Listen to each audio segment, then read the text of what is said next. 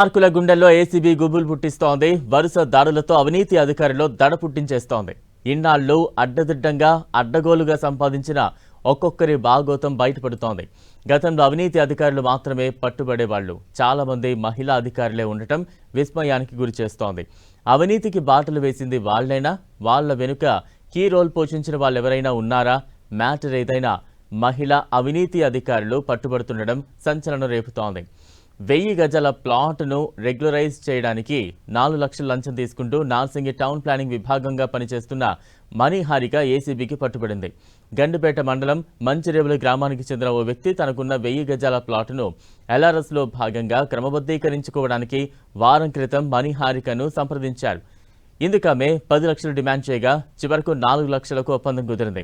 అనంతరం ఆయన ఏసీబీ అధికారులను ఆశ్రయించారు. ఫిర్యాదుదారుడు నార్సింగి మున్సిపల్ ఆఫీసులో మణిహారికకు లంచం డబ్బులు ఇస్తుండగా ఏసీబీ అధికారులు రెడ్ హ్యాండెడ్గా పట్టుకున్నారు.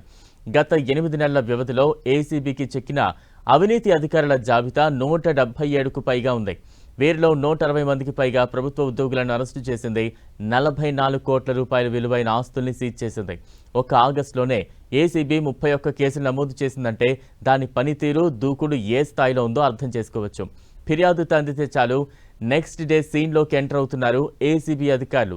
తీగ లాగితే డొంకంతా కదిలినట్లు అవినీతి అధికారులను రెడ్ హ్యాండెడ్గా పట్టుకుంటూ వారి బండారం బయటపెడుతున్నారు. రాంగ్ రూట్లో మెక్కేసిందంతా కక్కించేస్తున్నారు. విచిత్రం ఏంటంటే ఒక అవినీతి అధికారి దొరికితే మిగతా వాళ్ళు అలర్ట్ అవుతారు. కానీ ఇక్కడ మాత్రం అందిన కాడికి దోచుకుంటూ ఏసీబీ కేసులవుతున్న కొంతమంది అధికారులు భయపడటమే లేదు. ప్రతి నెల కనీసం 20 మంది అవినీతి అధికారులైనా పట్టుబడుతున్నారు. సగటున నెలకు 20 కేసులు నమోదవుతుండగా 20 మంది అరెస్ట్ అవుతున్నారు. 8 నెలల్లో పట్టుబడ్డ వాళ్లలో మహిళా అధికారులతో పాటు అవుట్ సోర్సింగ్ ఉద్యోగులు ఉన్నారు. ఏసీబీ నమోదు చేసిన కేసులు, పట్టుబడ్డ అధికారుల లెక్కలు చూస్తే అవినీతిలో ఫస్ట్ ప్లేస్లో రెవెన్యూ శాఖ ఉంది. ఆ తర్వాత పోలీస్ శాఖ, మున్సిపల్ శాఖలు ఉన్నాయి.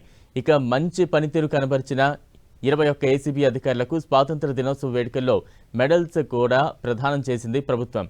ఈ మాత్రం సహకారం, ప్రోత్సాహం ఉంటే చాలు మరింత బాధ్యతగా ముందుకు వెళతామంటున్నారు అధికారులు. ఇక ఇరిగేషన్ శాఖలో కూడా భారీ అవినీతి తిమింగలాలను ఏసీబీ అరెస్టు చేసింది. ఆదాయానికి మించిన ఆస్తుల కేసులో ఈఎన్సీ భోక్యా హరిరామ్ను ఆదాయానికి మించి ఆస్తుల కేసులో అరెస్టు చేశారు.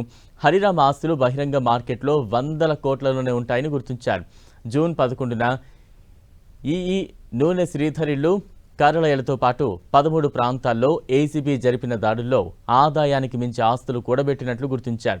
నూనె శ్రీధర్ ఆస్తులు బహిరంగ మార్కెట్లో 100 కోట్ల పైనే. వీళ్లే కాదు, ఏప్రిల్ 1న Patancheru irrigation AEE Ravikishore 1,00,000, May 9న సిరిసిల్ల డివిజన్ 7 ఈఈ అర్రంరెడ్డి అమర్నాథ్ రెడ్డి 60,000 లంచం తీసుకుంటూ చిక్కారు. వీరి లెక్క తేల్చే పనిలో ఏసీబీ నిమగ్నమైంది. ఇక ఆదాయానికి మించిన ఆస్తులు కూడబెట్టిన కేసులో ఇరిగేషన్